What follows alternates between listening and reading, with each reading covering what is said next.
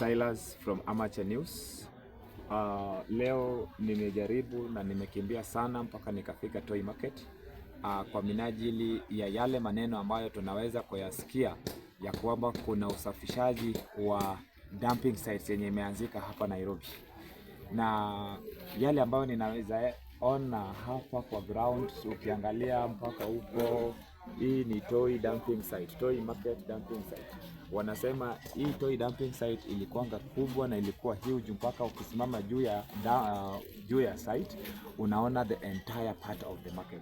So nimeweza kupatana na mmoja ya wakaaji wa Toi Market hapa atujulishe yale ambayo yalikuwa yanafanyika yakitendeka mpaka ifikapo serikali ya juu na serikali ya county ilikuwa imejumuishwa pamoja, alafu wakaamua kuondoa hizi takataka within Nairobi. Yes. Habari ya leo. Sana. Kwa majina unaitwa nani? Kwa majina naitwa Mbuche.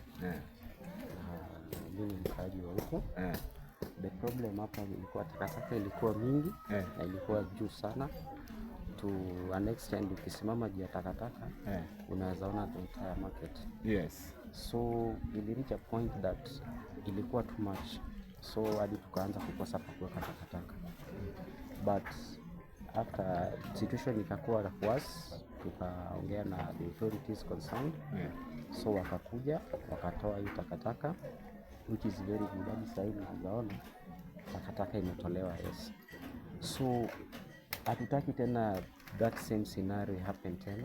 So we want the government, the county government, we want Johnson Sakaja and His Excellency the President of the Republic of Kenya, William Ruto, wakuwe wakishirikiana kutoa hii takataka, because takataka ikiwa mingi ni sisi wakaaji huku ndo tunaumia. Na nikikuuliza tu kwa uondoleaji wa takataka hapa Toi Market, una maono gani? Iko sawa ama iko sawa kwako? For now utasema iko sawa because tuko na place tunaweza weka takataka, but hatutaki tena turudi in that scenario tena. Okay. Wakuwe wakifanya regularly, sio lazima ikuwe mingi zaidi ndio wakuje kutoa. Ikiwa kidogo vimiko hivi wanaweza kuja watoe ibaki kiwa safi. Tena next time pia wakuje watoe ibaki kiwa safi.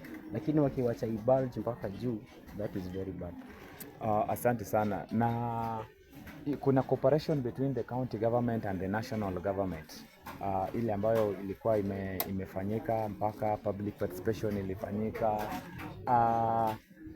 Mheshimiwa William Samoei Ruto naye alituambia Nairobi itakuwa Kenya, itakuwa Singapore. Na unaona Sakaja pia wanafanya kazi pamoja na William Ruto the president, wanasafisha Nairobi.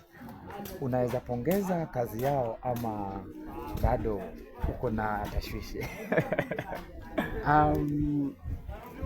In terms of percentage naweza sema nimeridhika 80%.